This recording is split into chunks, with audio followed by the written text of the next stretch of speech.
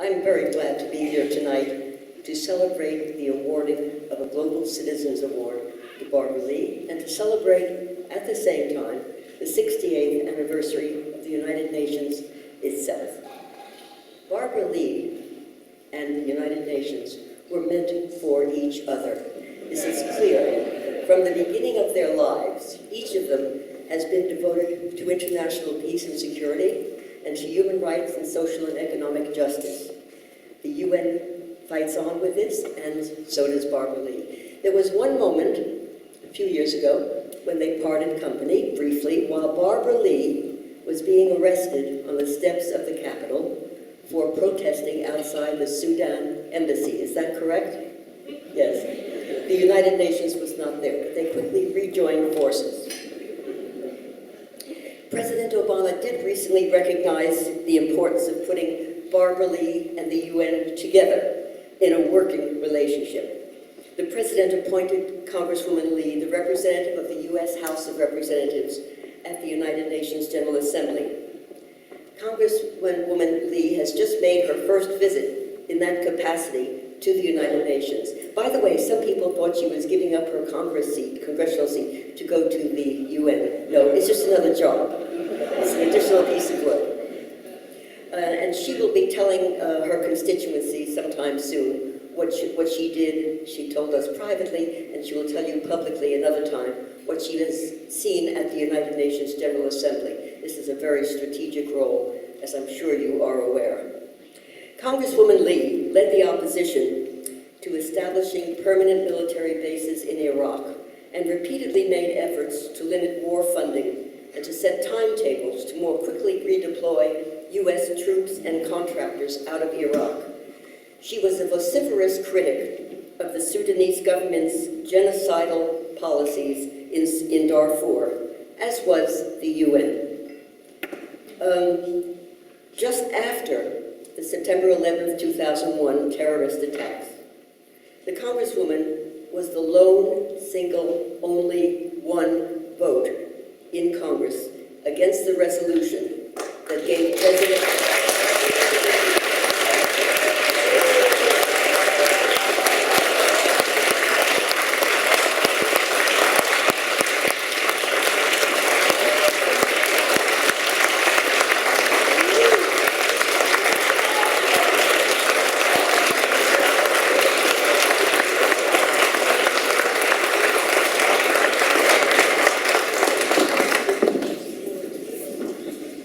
Yes, I didn't finish saying.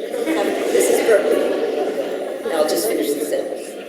For the giving virtually unlimited authority, not only to the president then, but to later presidents, to use force against unspecified organizations, individuals, or nations for an unlimited period of time. She was deeply saddened, of course, by the tragic attack, but was unwilling to give a blank check to the president and worried about abuse of power. And so say we all. The Congresswoman took a courageous and principled stand in the face of very intense criticism, not for the first time, and not for the last time, we can be sure. Please rise and join me in giving a hearty welcome to our indomitable representative, Barbara Lee.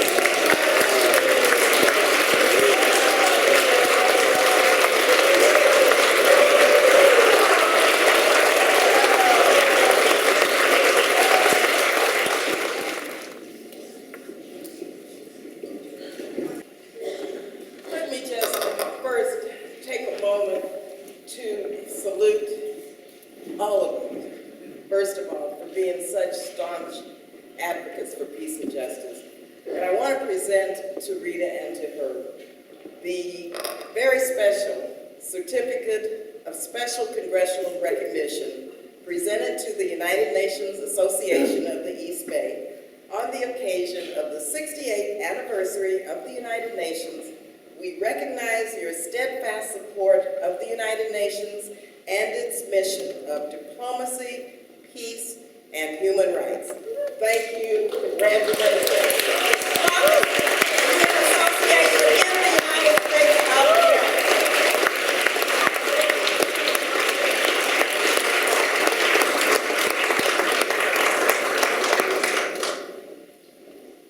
Let me thank you, Urban, Rita. once again, and the United Nations Association of the East Bay for this tremendous honor. Let me just say how important your leadership is here in the East Bay. It's really an example. The leadership and all of you, it's an example for chapters across the country. You've really set the bar for outstanding commitment and passionate dedication to the cause of peace and justice.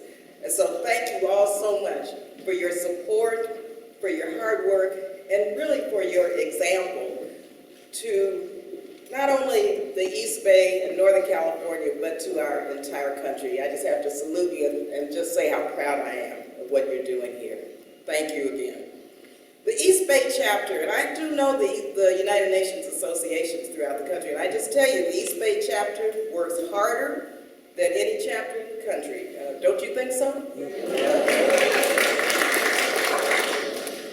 From the monthly dinner forums to the annual run and walk for peace, from trick or treat for UNICEF, to your advocacy, and believe you me, I know because I've known Rita for many, many years, and her advocacy with elected officials is unparalleled and unprecedented.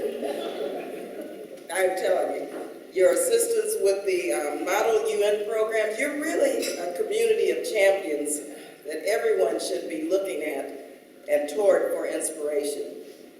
And I just have to say to Hans and to the iHouse family, you know, I'm so glad to be back here. I attended the University of California, and I spent many, many hours, many days here, meeting many, many people from around the world. And I'll never be the same as a result of the wonderful experience I had here at Cal and here at iHouse. And so I just have to take a moment to say how pleased I am to be back. Also, let me just say it's because of you and it's because of your work for peace and justice that I'm able to continue to be, because you know what it's like now in Washington, D.C. with the Tea Party. You know what it's like. And I continue to be inspired, though, because of all of you. I get up every day, and I have to go to the Hill to fight the good fight, but I know that the UN Association and the United Nations is going to stay the course and fight for a world free from conflict and at peace with our global family. That's what keeps me going, and I just have to salute you for that and just say keep on track and keep your eyes on the prize in spite of what's taking place in Washington, D.C. So just take a moment and give yourself a round of applause. Give Rita and Herb and everyone a round of applause, really for your ongoing commitment to the United Nations. To the United Nations.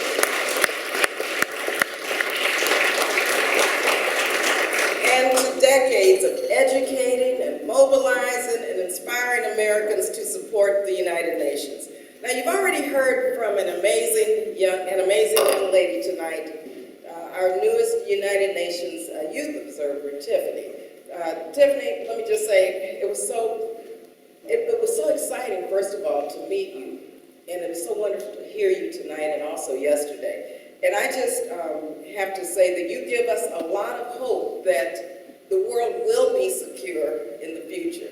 And it's because of yourself and the young people now who are really taking the mantle and taking the baton to fight for peace and justice throughout the world. It's because of you that we can sleep better at night. So give Tiffany another round of applause. Safe travels, and enjoy France. I know you're going to work hard there.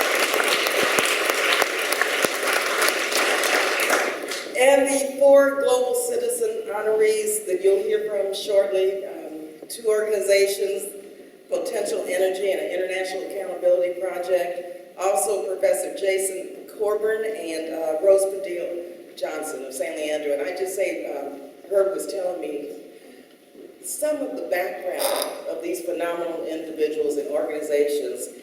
And I'm so proud and pleased that they're in our midst here in the East Bay, doing not only work here in our own communities, but work throughout the world. So I want to congratulate all of the other honorees tonight. As part of my work at the United Nations General Assembly, now let me tell you, first of all, I've made it my goal to strengthen the United States' commitment to the United Nations, because I was on the Foreign Affairs Committee for probably about about 9 years before I went on to appropriations, and I saw the big fight against paying our dues to the United Nations. Never again is that going to happen.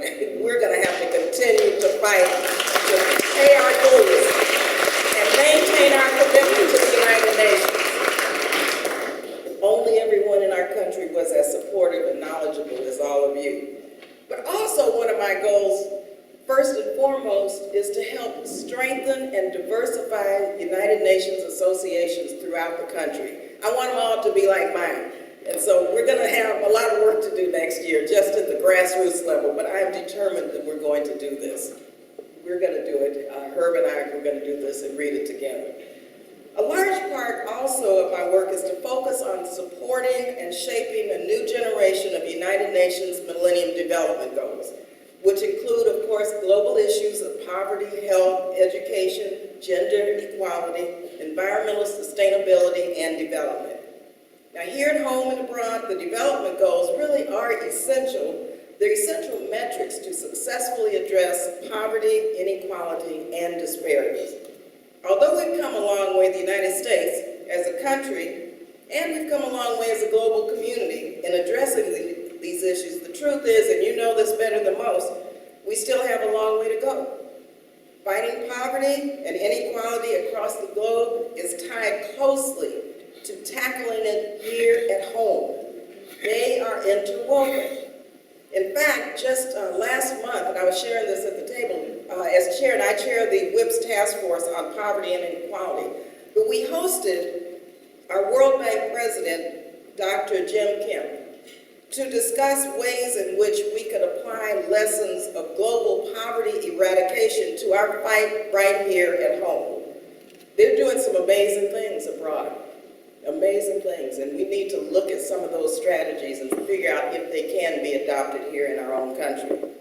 For the 1 billion people living in extreme poverty around the world, for the millions in the United States living in poverty, we must come together to solve these issues. To tackle both of these problems, we must address structural inequalities, from housing to education, from the lack of roads, lack of access to health care. These are different in each and every community, in each and every country, but there's some common solutions to these problems, and they are solvable, but only with the support and the dedication of leaders and communities just like you. And of course, opening access to health care has been a passion for many of us for many years. We've got to support the Affordable Care Act in covered California. We've got to support that. We must make sure that it works, not repealed as some would have it. And globally, this means supporting our global AIDS programs, PEPFAR and the Global Fund to Fight AIDS, Tuberculosis, and Malaria, and other life-saving programs, which the United Nations is a critical driver of. And I'm so pleased that the United States will host the Replenishment Conference, first time ever this year for the Global Fund. And that is a major, major deal for us. We've got to make sure we live up to our $5 billion commitment to the Global Fund so that other countries will kick in their resources also, because we can end AIDS in our generation. We can see the end of AIDS coming. And so finally, let me just say to you a couple of things about a month ago. We, as you know, stood dangerously close to a war with Syria. You know that. I heard a lot from you. This came at a time when not all diplomatic means had been exhausted. But because of you and the rest of the country, the public really made your voices heard. Of course, led by my district. Always.